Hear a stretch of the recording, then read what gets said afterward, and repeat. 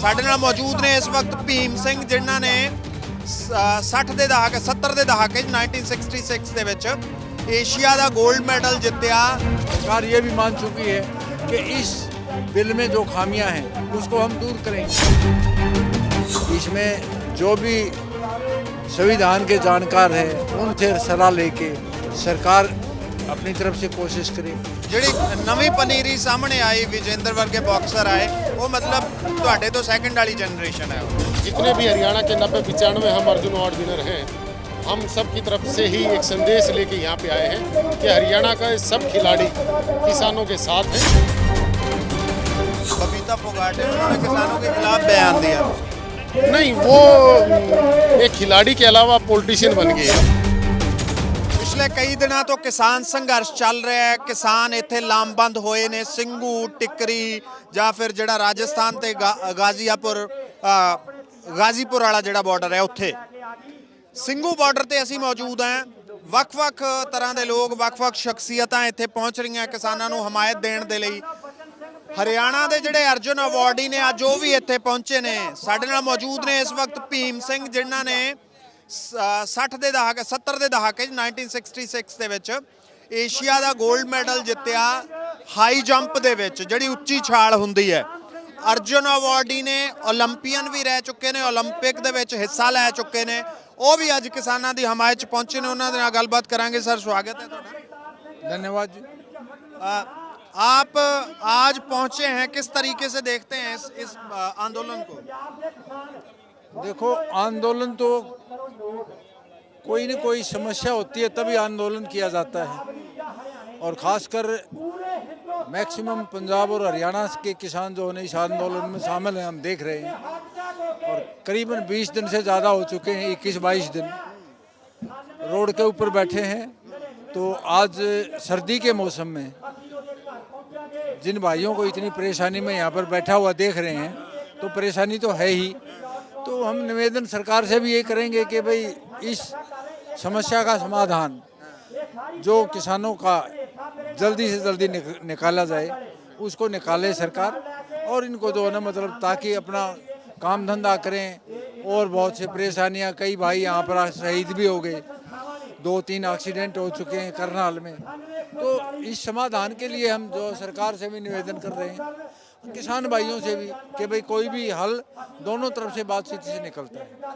तो यही पंजाब के कई अर्जुन अवार्डी हैं, कई द्रोणाचार्य अवार्डी हैं, उन्होंने अपने अवार्ड वापस करने का ऐलान किया है लास्ट वीक। तो आपका उस तरह का कुछ है?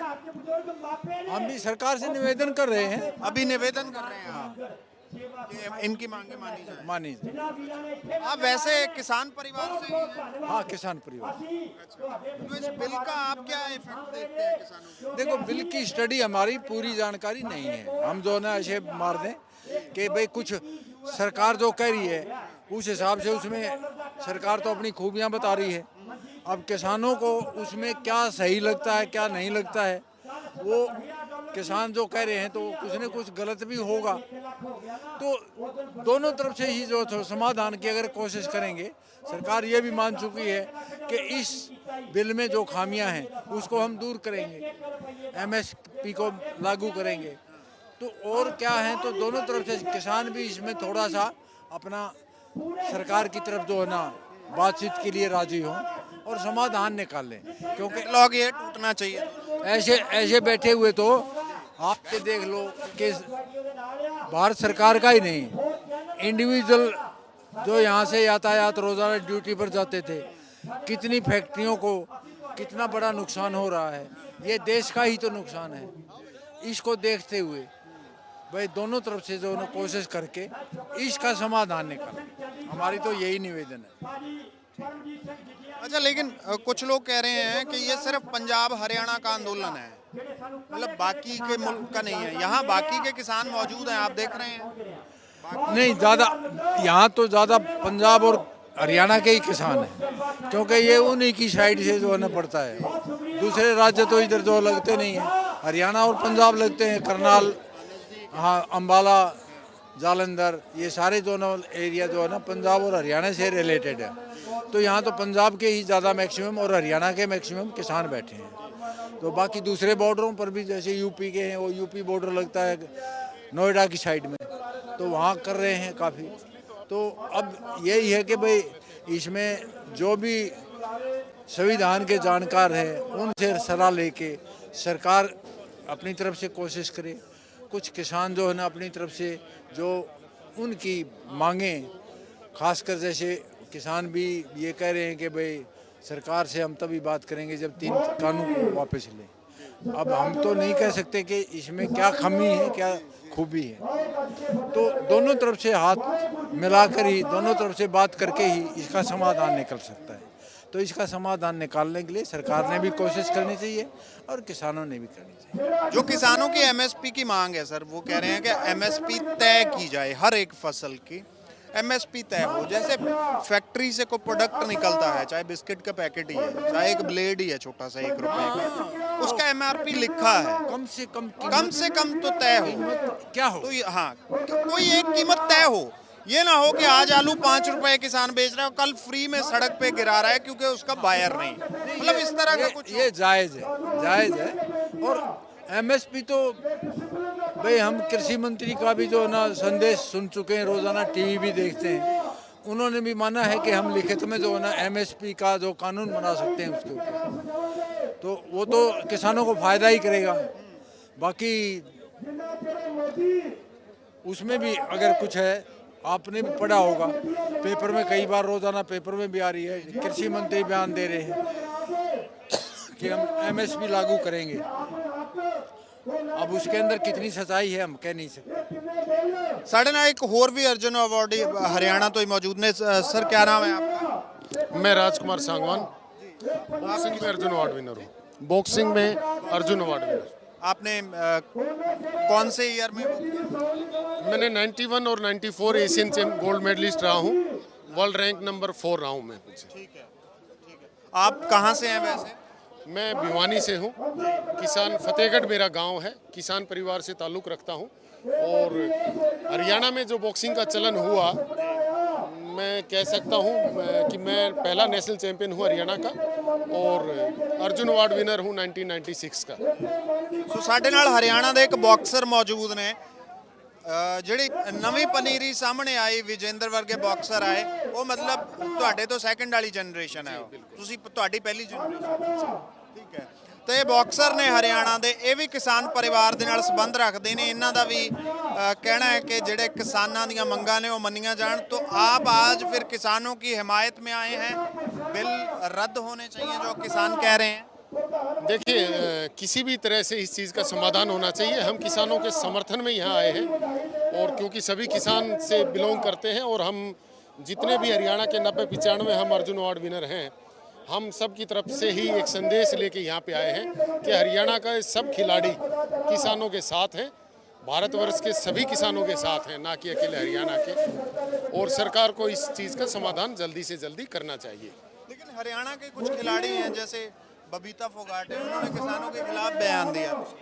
नहीं, वो एक खिलाड़ी के अलावा पॉलिटिशियन बन गई है।